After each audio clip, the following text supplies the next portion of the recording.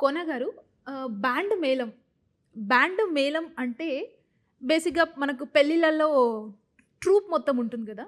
So, మీరు అదేమన్నా play చేసారా రోషన్ గారు? దాంట్లో మూవీలో? యాహ్! అండి. డెఫినెట్‌లీ. ఎందుకంటే అదేదైతే ఆ యెస్. Instrument yes. కనిపిస్తుందో అవును. అది చూసా టీజర్ ట్రైలర్స్‌లో కరెక్ట్. గూడా కరెక్ట్. ఇట్లా ప్లే చేస్తున్నయి వెరీ ఉన్నాయి. ట్రూ. అవునవును. ఈ సినిమాలో వీడికి మ్యూజిక్ అంటే చాలా ఇష్టం. ఓహ్! సో, ఆ! సో మిమ్మల్ని డిస్టర్బ్ చేస్తున్నారా? లేదు ఏదో దీని గురించి ఏదో మాట్లాడుతున్నాను. లేదు. సో, పర్లేదు చెప్పు. మూవీ ఏం లేదా? సరే మాట్లాడుకుందాం. మనం సో మాట్లాడుకుందాం.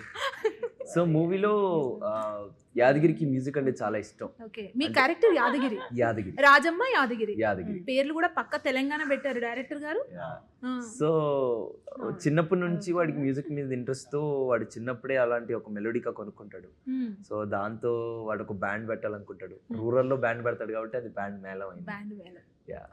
సో, బ్యాండ్ మేళం. కరెక్ట్. అంటే ఏదైనా మీరు వర్క్ చేయడం జరిగిందా యాక్టింగ్‌కి సంబంధించి? అంటే ఆల్రెడీ కోర్ట్‌లో మీరు చేశారు. ఓకే. గుడ్. మీ పేరు చాలా బావుంది.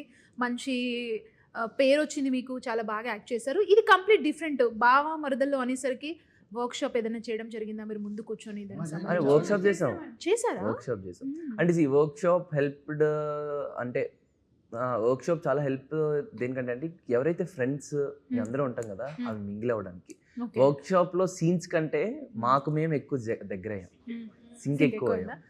అది సెట్‌లోకి వెళ్ళంగానే ఏమైందంటే ఆ సీన్ తీసుకోగానే అందరం దాన్ని ఓన్ చేసుకొని దాన్ని ఇలా చేస్తే ఇంకా బెటర్ ఉంటదని అది క్విక్‌గా అయిపోయేదన్నమాట. ఓకే. బట్ క్యారెక్టర్‌కి ప్రతిసారి పర్సనల్‌గా కూడా ఒకటి ఉంటది కదా! సో, ఆ పర్సనల్‌గా కూడా చేశాను దీనికి.